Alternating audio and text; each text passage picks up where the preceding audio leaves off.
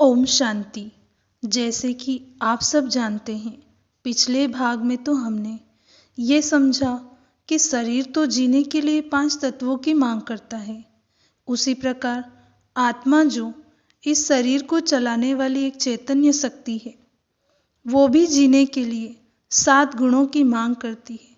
तो आइए आज हम जानेंगे आत्मा के 7 गुणों के बारे में। जिस प्रकार इस शरीर के अंदर जो चैतन्य शक्ति आत्मा है, उस आत्मा की वास्तविकता क्या है? शरीर की वास्तविकता तो 5 तत्व है। आत्मा को जीवन जीने के लिए क्या चाहिए? आत्मा को जीवन में शांति चाहिए, सुख चाहिए, और क्या चाहिए? या सिर्फ सुख शांति मिलने से सब कुछ प्राप्त हो गया? नहीं, सुख शांति काफी नहीं है। आत्मा को 7 चीजें चाहिए। शरीर को तो 5 तत्व चाहिए, परंतु आत्मा को 7 चीजें चाहिए, और यही जीवन का अर्थ बन जाता है, ये 7 गुण के रूप में। इसलिए आत्मा को सतोगुणी कहा जाता है। जो सप्त गुणों का सार है, वो सप्त गुण है: शांति, सुख, प्रेम, शक्ति, ज्ञान, शुद्धि और आनंद। ये 7 गुण आत्मा की वास्तविकता है। इसलिए इंसान कहता है, सूखी रोटी हो चलेगा, सादा भोजन हो तो भी चलेगा, परंतु शांति चाहिए। यदि आप 56 प्रकार के आपके सामने भोग रखे हुए हो और उसी समय किसी ने अशांति मचा दी, तो एक भी पदार्थ अंदर नहीं जाएगा। अर्थात भोजन जो शरीर के लिए आवश्यक है, उससे भी अधिक आवश्यकता आत्मा को शांति की है। इंसान कहता है, अगर महल न भी हो, यदि छोटा घर ही हो तो भी चलेगा, किंतु सुख से जीवन जीना चाहिए। घर जो एक आवश्यकता है, उससे भी अधिक आत्मा को सुख की आवश्यकता है। महल हो, सुख सुविधा के साधन उपलब्ध हो, परंतु सुख ही न हो तो वह घर किस काम का? इसलिए कई बार लोग आत्महत्या भी करना चाहते हैं। किसी आत्महत्या कर लेने की चाहना रखने वाले व्यक्ति से आप जाकर पूछें कि किस चीज की कमी है तुम्हारे पास, तुम क्यों मरना चाहते हो, तो वह यही कहेगा कि ईश्वर की कृपा से हमें सब कुछ प्राप्त है, परंतु जीवन में सुख नहीं है, शांति नहीं है, बहुत टेंशन है, बहुत दुख है।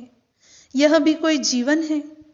तो जीवन माना जहाँ सुख हो, शांति हो, प्रेम हो, आनंद हो।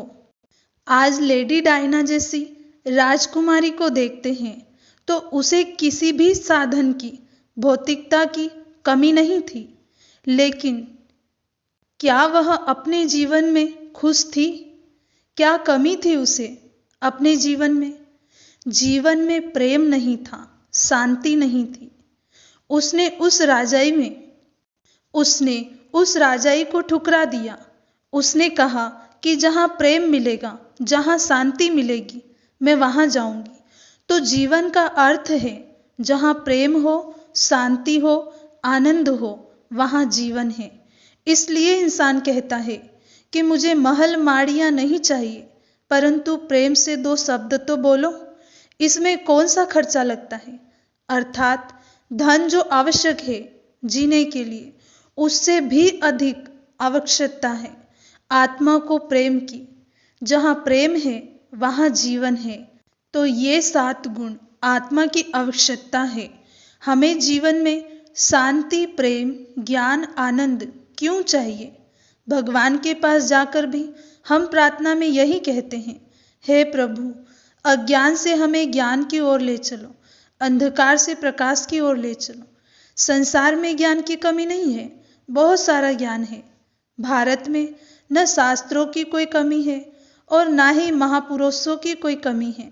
ज्ञान सुनाने वालों की भी कमी नहीं है। फिर भी हम भगवान के पास जाते हैं तो यही कहते हैं कि हे प्रभु, हमें अज्ञान से ज्ञान की ओर ले चलो। हे प्रभु, हमें सद्बुद्धि दो। ज्ञान विज्ञान की इतनी सारी पुस्तकें होते हुए भी हमारे अंदर ज्ञान क्यों नहीं है जो हम भगवान से ज्ञान मांगते हैं? किसी ने सच ही कहा है कि सारी दुनिया की ज्ञान विज्ञान की किताबों को इकट्ठा कर अगर उसकी होलिका जलाई जाए तो उससे जो ऊर्जा प्राप्त होगी वह प्रकाश से भी अधिक होगी। आज मनुष्य ने जो थोड़ा बहुत ज्ञान प्राप्त किया है उससे गर्मी अधिक पैदा हुई है, रोशनी उतनी नहीं मिली, उसे अभिमान की गर्मी मिली है। लेकिन जैसे प्रैक्टिकल व्यवहार में आना है, इसी की उसे रोशनी मिली है। इसलिए कहा गया है, भगवान को कहना पड़ता है कि हे प्रभु, अज्ञान से हमें ज्ञान की ओर ले चलो। ज्ञान होने के बाद भी अज्ञानता ही है क्योंकि रोशनी नहीं है। इसी प्रकार भगवान के आगे जाकर हम कहते हैं, हे प्रभु, शक्तिहीन को शक्ति देना। अब उसे कौन सी शक्ति चाहिए? किसी से युद्ध करने की? नहीं, उसे आत्मशक्ति चाहिए, अर्थात विल पावर चाहिए। यह शक्ति हमें कैसे प्राप्त होगी?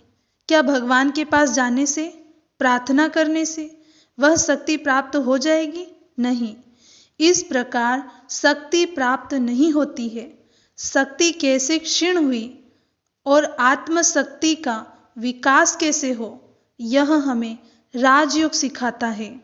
इस टॉपिक के बारे में और अधिक जानने के लिए जुड़े रहिए हमसे नेक्स्ट पार्ट के लिए। ओम शांति।